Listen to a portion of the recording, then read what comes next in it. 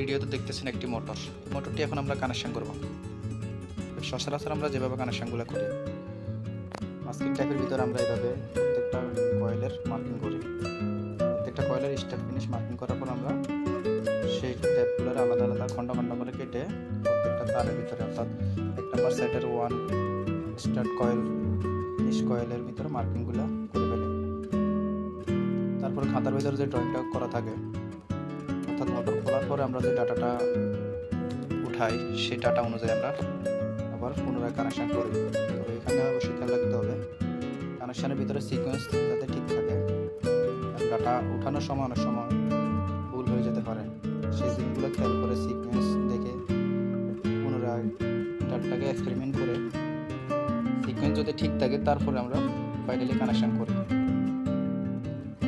দেখতে থাকুন কীভাবে আমরা কানেকশানগুলো করতেছি। এটা হচ্ছে ডাবল ভোল্টেজের মোটর 440 এবং 400 ভোল্টেজ 690 ভোল্ট একাধিক ভোল্টেজের মোটরটি চালানো যাবে। আমরা যেহেতু বাংলাদেশে আমরা 440 লাইন ইউজ করি, সেই জন্য 600 ভোল্টের কানেকশন করা হইতেছে। বাদ বাকি 690 বা অন্যান্য যে ভোল্টেজগুলো আছে সেগুলোকে আমরা স্টার করে ভিতরে রেখে দিলাম। এখন যে কানেকশনটি করতেছি আমরা সেম টু সেম এই কানেকশনটি আমরা মোটরের ভিতরে করে ফেলবো। এক এক মোটর রিয়ান্ডার এক একভাবে কানেকশন করে থাকে। কেউ জাপানি সিস্টেমে, কেউ সিন সিস্টেমে, একজন এক এক রকম করে। তো আমার কাছে এটাই সুবিধা মনে হয় ভালো।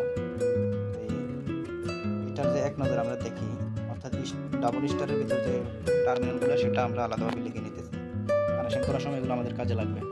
তো 7 কয়েলের যে স্টার মাথাটা আছে, তারপরে 2 ফিনিশ 12 নম্বর কয়েলের ফিনিশ মাথা তিনটা একটা স্টার 1, তারপরে 11, 9, 10 ফিনিশ স্টার 2। আর এখানে আর দেখাইতে চলেছি দেখুন, অর্থাৎ 440 লাইনের যে টার্মিনালগুলো থাকবে, যেগুলো আমরা মানে ইনপুট দেবো আর কি, অর্থাৎ 1 ফিনিশ, তারপরে 5 finish, 3 finish, B1, B1, W1, আর 4 স্টার, 8 স্টার, 6 স্টার, এগুলো B2, B2, W2। এখান থেকে আমরা ডেল্টা করে ফেলবো। তো লাইন ভোল্টেজ 440, ওকে, লাইন ভোল্টেজ 440, এখান থেকে আমরা ডেল্টা করলে U1, B1, W1 একটা ডেল্টা করলে মোটরটি 440 লাইনে ঘোরানো সম্ভব। এক নজরে আপনারা কানেকশনটা দেখে নিতে পারেন।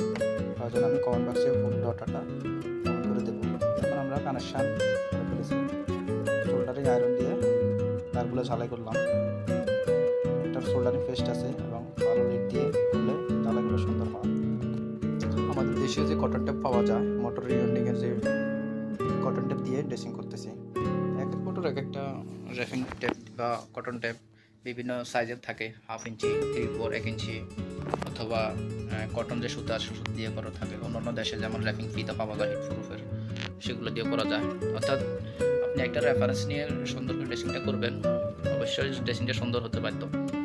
আর হাতের ফিনিশিংটা যত ভালো হবে মোটরটা দেখতে তত সুন্দর। এখন আমি যেটা দেখতে খুবই ইম্পর্টেন্ট একটা জিনিস, সেটা হয়তো বা অনেকেই জানে না। প্রত্যেকটা কয়েলের আমাদের একটা সিকোয়েন্স থাকে, মানে প্রত্যেকটা ফেজের একটা যে সিকোয়েন্স থাকে, জেনারেটর থেকে যে বিদ্যুৎ উৎপন্ন হয় সেই উৎপন্ন হওয়া ভোল্টেজটার একটা সিকোয়েন্স থাকে। সিকোয়েন্স অনুযায়ী যদি আমাদের যে কয়েলের সেটিংগুলো যদি না মিলে, কানেকশনটাও যদি না মিলে, তাহলে কখনো মিলবে না। এখানে দেখেন 1 নম্বর কয়েল যদি রাইটে ভোল্টেজটা ঢুকতেছে, আর 2 নম্বর লেফটে দিয়ে ঢুকবে, এবং 3 নম্বর কয়েলে রাইটে দিয়ে ঢুকবে। অর্থাৎ একটা লেফট, একটা রাইট, একটা লেফট। 1 নম্বর ফেজ কথা বলে, আর যেটা 1, 4, 7, 10, এটা একটা কয়েলের যে ভোল্টেজ প্রেরণ হবে সেটার মুখ আলাদা আলাদা দিকে ফেরত থাকে আর কি, অর্থাৎ সিকোয়েন্সটা দেখেন। 1 নম্বরে রাইটে গেছে, 2 নম্বরটা লেফটে দিয়ে ঢুকছে ভোল্টেজ, 3 নম্বরে রাইটে দিয়ে ঢুকছে, মানে সিকোয়েন্সটা এখানে ঠিক আছে। যদি এই স্যাম্পলটা যদি না মিলতো, কখনো মোটর চালানো সম্ভব না। অর্থাৎ ভোল্টেজ মুখোমুখি হলে কখনো ভোল্টেজ চলতে পারে না। এখন মোটরটা ঠিক আছে। আমাদের কাজ প্রায় শেষের দিকে। আপনারা চাইলে কানেকশনটি সংগ্রহ করে রাখতে